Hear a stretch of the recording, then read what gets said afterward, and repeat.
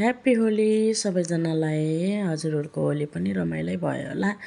जेस हाम्रो होली पनि रमाइलो भयो।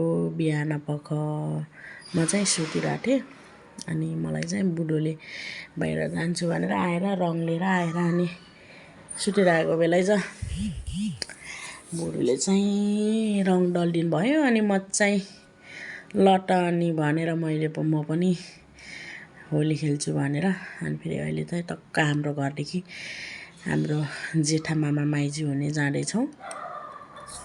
अनि जेठा मामा माइजू हुने गएर हामी चाहिँ होली खेल्नेछौँ जेठा मामा माइजूबाट। अनि जाँदैछौँ अनि मेरो बुढोसँग कुरा गर्दैछु। मेरो बुढोले फेरि कति भिडियो गर्न आउँछ तँलाई अनि भिडियो मात्रै बनाउने भनेर गाली गर्दै हुनुहुन्छ। मैले चाहिँ फेरि आज त हो नि भिडियो गर्ने होलीको दिन किन तपाईँले रङ लगाइदिनु भयो र भन्दै अनि कराउँदै गएको छु होइन म फेरि। अनि तल अनि मामा माइजूहरूको घरमा आइपुग्यो। कस्तो देखिन्छ है मामा माइजूको रियाक्सन हेरौँ। अनि मामा माइजूले भित्र के गरिराख्नु भएको छ। अनि हामी चाहिँ मामा माइजूले गएर पनि हामी अबिर लाएर पनि बसिसक्यौँ। माइजूले अझ कपाल कोरेर चिटिक्क परेर बस्नु भएको थियो। भान्जी र भान्जो गएर नि माइजू र मामालाई चाहिँ अबिर लगाइदिएर अनि फोहोर बनाइदियो।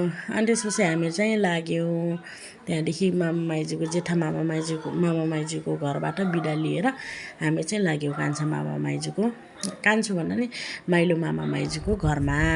माइलो मामा माइजू चाहिँ मामा चाहिँ हुनुहुन्न त्यहाँ अनि गाउँ जानुभएको छ।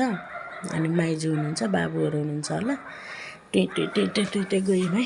अनि नानी खेलिरहेको थिएँ। अनि फेरि हामी माइजूहरूको घरमा आयौँ माइलो मामा माइजूको घरमा। अनि हेरौँ है त माइलो मामा माइजूको घरमा आइसकेपछि माइजूसँग कस्तो हुन्छ होली हेर्दै जाउँ।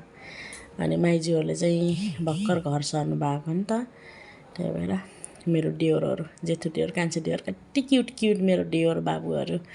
अनि म चाहिँ यस्तो सुँगुर्नी जस्तै देखिएछु दियोर बाबुहरूको बिचमा। तर मेरो दियोर बाबुहरू कति क्युट छन् है। सबैले आँखा नलगाउने। मेरो मामा माइजूहरूसँग खेलेर त्यहाँ चाहिँ भिडियो गर्न पाएन। हामी चाहिँ फर्किसक्यौँ।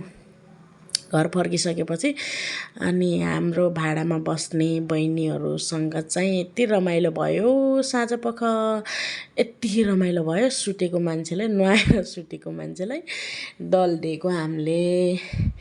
अनि त्यसपछि बाबुहरूलाई पनि दल्ने निर्णय गऱ्यौँ। अनि मेरो बुढो चाहिँ पछाडि मलाई पनि फोटो खिचाऊ भनेर गरिराख्नु भएको छ।